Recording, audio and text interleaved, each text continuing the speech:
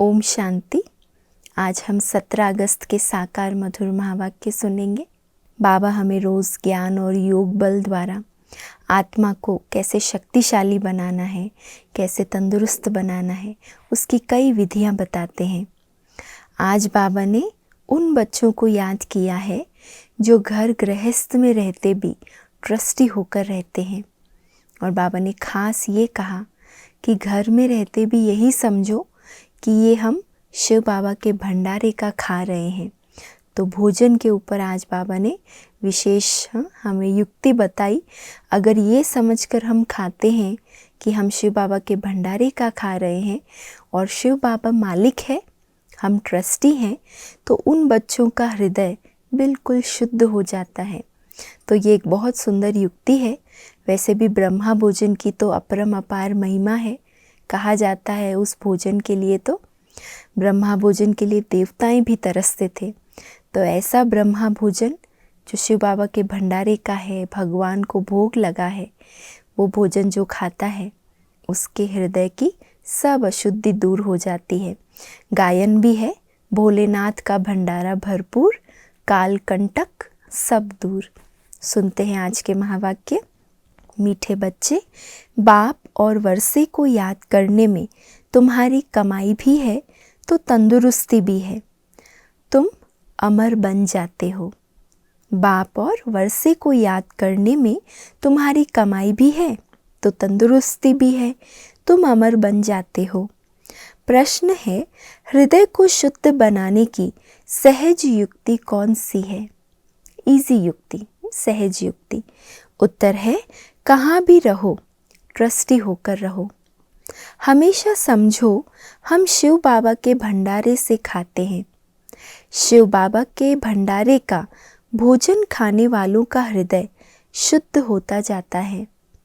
प्रवृत्ति में रहते अगर श्रीमत प्रमाण डायरेक्शन पर ट्रस्टी बनकर रहते तो वह भी शिव बाबा का भंडारा है, मन से सरेंडर है। भले परिवार में रहते हैं लेकिन मन से समर्पित है, हर कदम श्रीमत पर चलते हैं, तो बाबा कहते वो भी जैसे शिव बाबा का ही भंडारा हो गया। ओम शांति। जन्म जन्मांतर आधा कल्प बच्चों ने सत्संग किए हैं। साधु संत पंडित आदि सब मनुष्यों का सत्संग होता है। यह कोई भी मनुष्य का सत्संग नहीं, इसको कहा जाता है रूहानी सत्संग। सुप्रीम रूह रूहों के साथ रूह रिहान अर्थात सत्संग करते हैं। यहाँ तुम कोई मनुष्य से नहीं सुनते हो, ना देवताओं से सुनते हो, तुम सुनते हो भगवान से। भगवान को हमेशा निराकार कहा जाता है और भगवान आते ही तब हैं जब बच्चों को भगवान भगवती बनाने के लिए पढ़ाना है।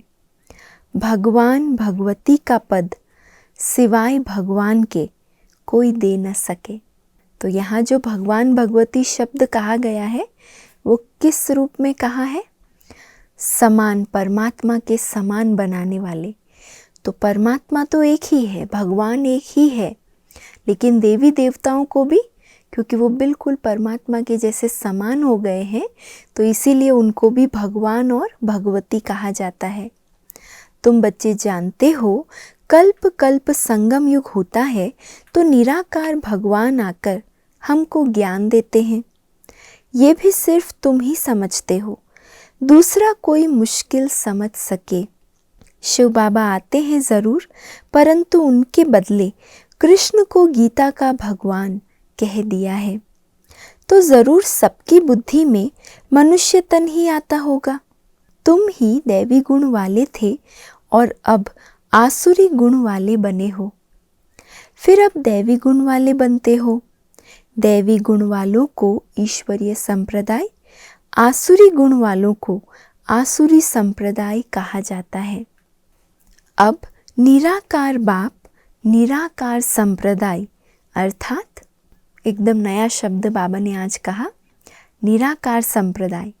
कभी बाबा कहते ईश्वरीय संप्रदाय, कभी कहते ब्राह्मण संप्रदाय। आज बाबा कह रहे हैं निराकार संप्रदाय, अर्थात आत्माओं को पढ़ाते हैं। इसलिए कहा जाता है ईश्वरीय संप्रदाय अथवा रूहानी संप्रदाय, जिन्हें रूहानी बाप आकर पढ़ाते हैं। अभी तुम रूह अभिमानी बनते हो।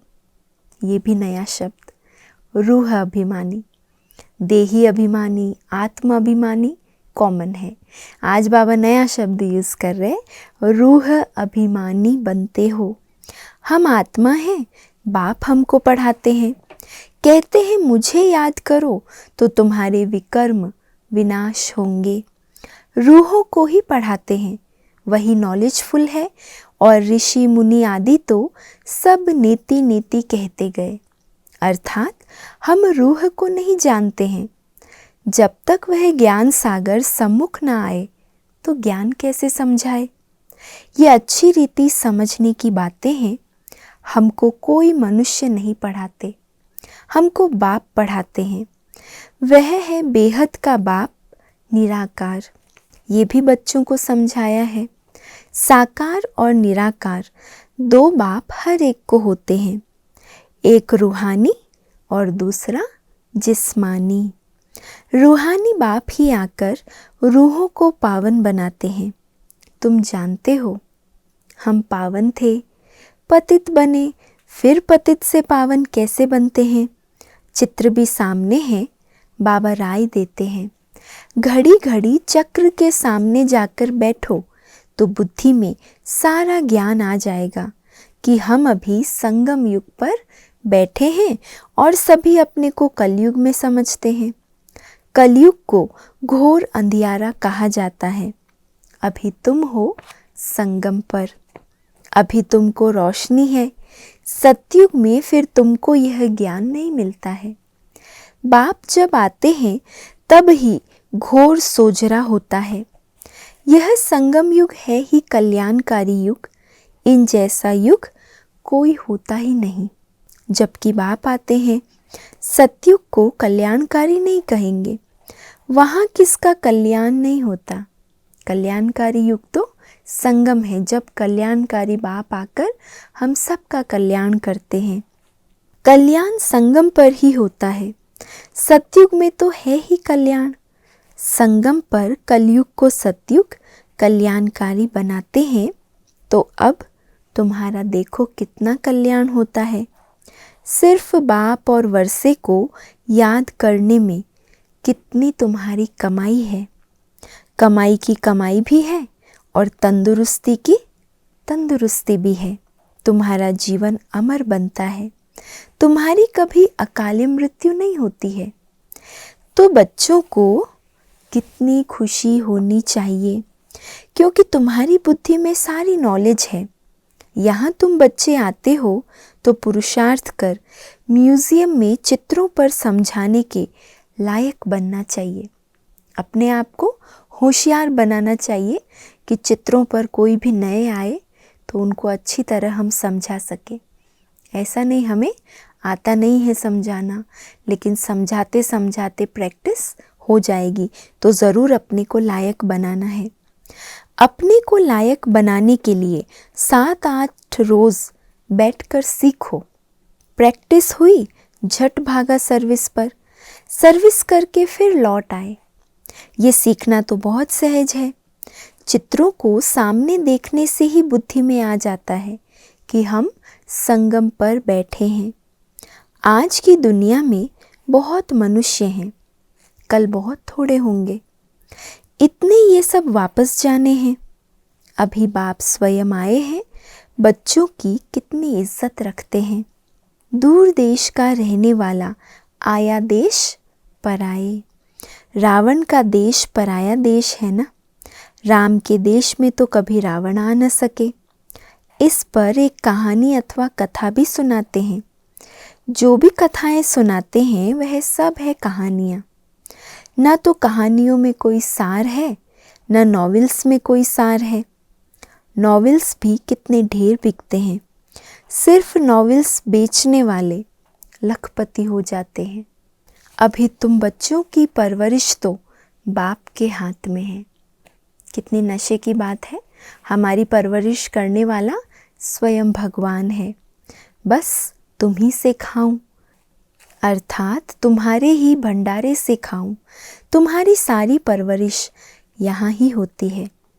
जो सरेंडर हो जाते हैं उनकी परवरिश तो होती ही है, लेकिन जो मन से भी समझते हैं कि यह सब कुछ ईश्वर का, बाप का है, मैं ट्रस्टी हूँ, हम श्रीमत पर ही चलकर खर्चा आदि करते हैं, ऐसे जो समझते हैं वह भी शिव बाबा के भंडारे से खाते हैं।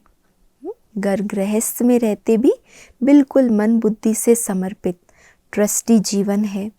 जो भी करते हैं श्रीमत प्रमाण करते हैं, तो वो भी जैसे शिव बाबा का ही भंडारा हो गया।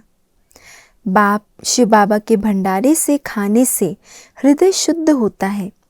ऐसे नहीं कि वह शिव बाबा के भंडारे से नहीं खाते हैं। बाप के डायरेक्शन पर चलने वाले भी जैसे कि बाप के भंडारे से खाते हैं।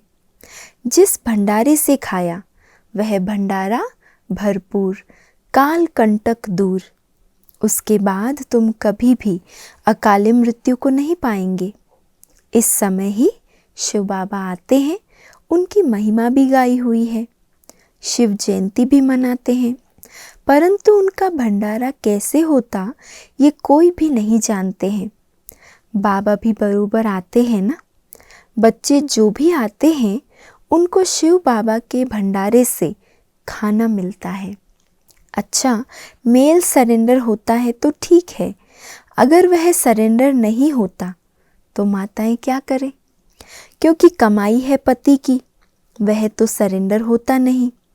वह तो जब आमदनी करे तब स्त्री खाए, है ना। कमा कर लाने वाला तो पुरुष होते हैं, तो बाबा कहते जब वो आमदनी करे तब स्त्री खाए।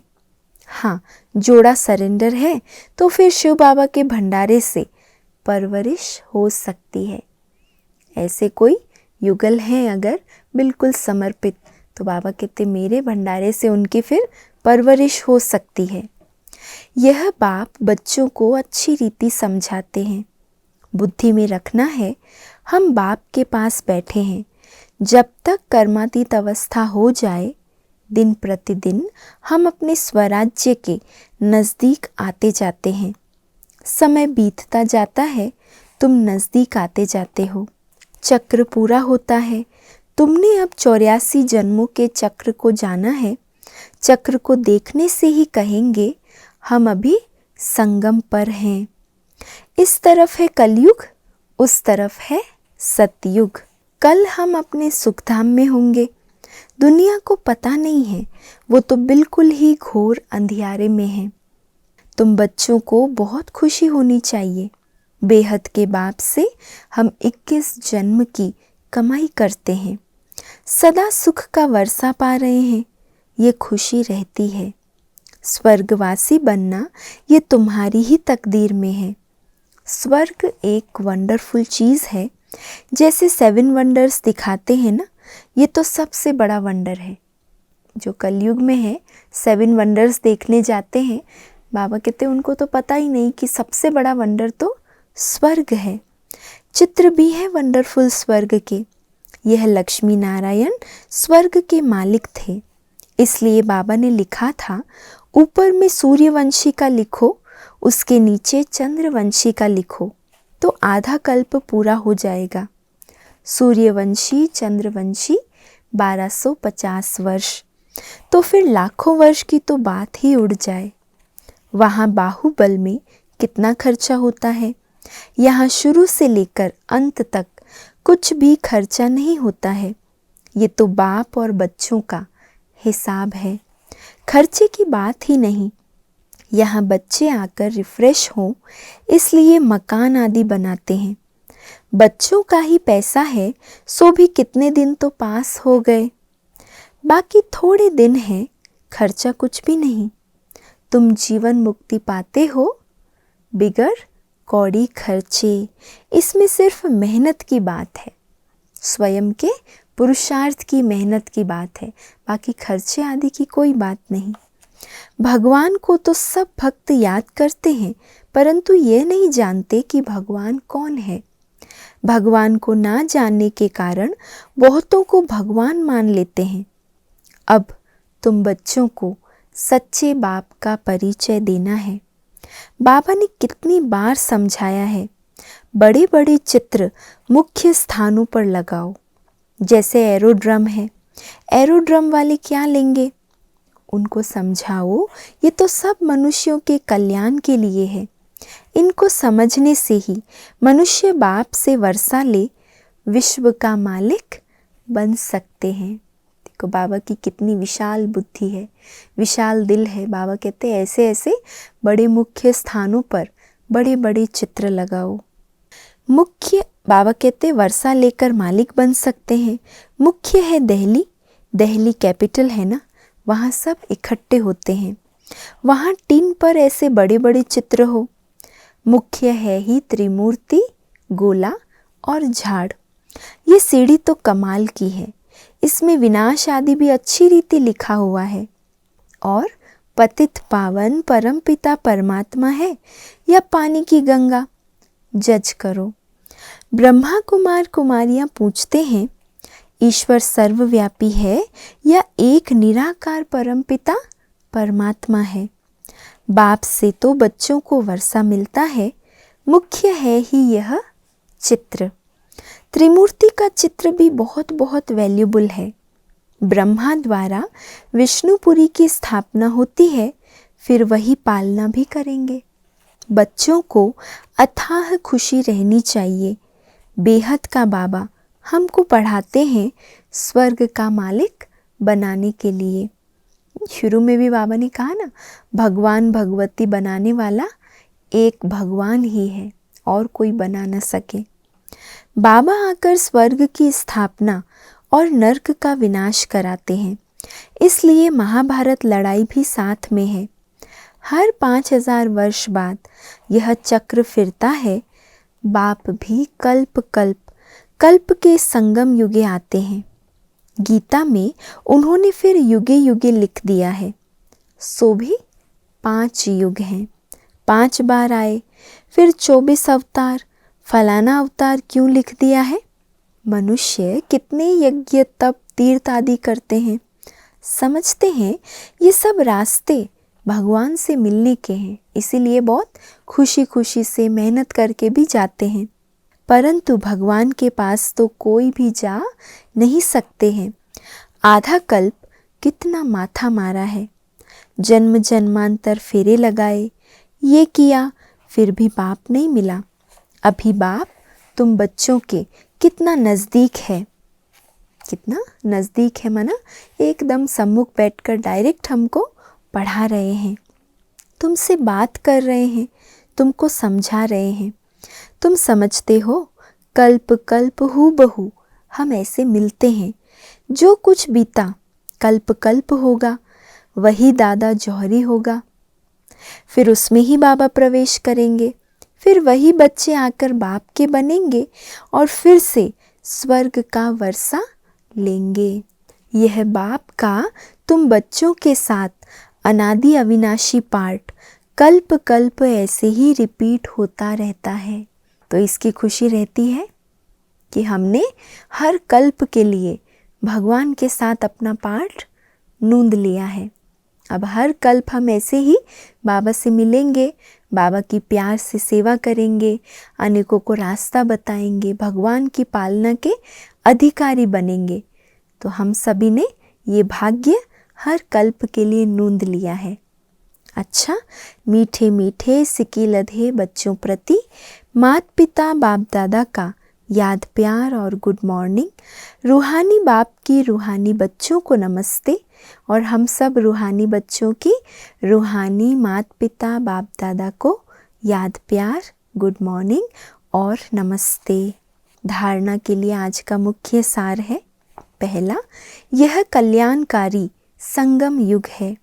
इसमें हर बात में कल्याण है, कमाई ही कमाई है। बाप और वर्षे को याद कर 21 जन्म के लिए जीवन को अमर बनाना है। दूसरा है, प्रवृत्ति में रहते मन बुद्धि से सरेंडर होना है। श्रीमत पर खर्चा करना है, पूरा ट्रस्टी होकर रहना है। शिव बाबा का भंडारा भरपूर, काल कंटक दूर। आज का वरदान है, विस्तार की रंग बिरंगी बातों से किनारा कर, मुश्किल को सहज बनाने वाले सहज योगी भव। विस्तार की रंग बिरंगी बातों से किनारा कर, मुश्किल को सहज बनाने वाले सहज योगी भव। जब बाप को देखने के बजाय बातों को देखने लग जाते हो तो कई क्वेश्चन उत्पन्न होते हैं और सहज बात भी मुश्किल अनुभव होने लगती है। क्यों? क्योंकि बातें हैं वृक्ष और बाप है बीज। जो विस्तार वाले वृक्ष को हाथ में उठाते हैं वह बाप को किनारे कर देते हैं, क्योंकि बीज तो गुप्त होता है, वृक्ष तो दिखाई देता है। और बाबा ने कहा बातें तो रंग बिरंगी विस्तार का वृक्ष है, तो इसीलिए विस्तार वाले वृक्ष को हाथ में उठाते हैं, वह बाप को किनारे कर देते हैं। फिर विस्तार एक जाल बन जाता है जिसमें फंसते जाते हैं। बातों के विस्तार में रंग बिरंगी बातें होती है जो अपनी ओर आकर्षित कर लेती है। इसलिए बीज रूप बाप की याद से बिंदी लगाकर उससे किनारा कर लो। विधि क्या है? बीज रूप बाप की याद से बिंदी लगाकर उससे किनारा कर लो तो सहज योगी बन जाएंगे। स्लोगन है, मैं और मेरेपन की अलाई को समाप्त करना ही रियल गोल्ड बनना है। गोल्डन एज में हमको जाना है ना, तो अभी क्या करना है? मैं और मेरेपन की अलाई को समाप्त करना ही रियल गोल्ड बनना है। तो अभी अगर रियल गोल्ड बनेंगे तब तो गोल्डन एज में जाएंगे। आज का व्यक्त इशारा है, डबल लाइट बनो, डबल जिम्मेवारी होते भी डबल लाइट रहो। डबल लाइट रहने से लौकिक जिम्मेवारी कभी थकाएगी नहीं, क्योंकि ट्रस्टी हो, ट्रस्टी को क्या थकावट। जो मुरली में था वही अव्यक्त इशारे में बाबा कहते ट्रस्टी को कभी थकावट नहीं होती। अपनी गृहस्थी अपनी प्रवृत्ति समझेंगे तो बोझ है, अपना है ही नहीं तो बोझ किस बात का। बिल्कुल न्यारे और प्यारे, बालक सो मालिक। तो बालक को कभी भी बोझ का अनुभव नहीं होता। मालिक शिव बाबा है, हम उसके बालक हैं, ट्रस्टी हैं, न्यारे और बिल्कुल प्यारे। अच्छा, ओम शांति।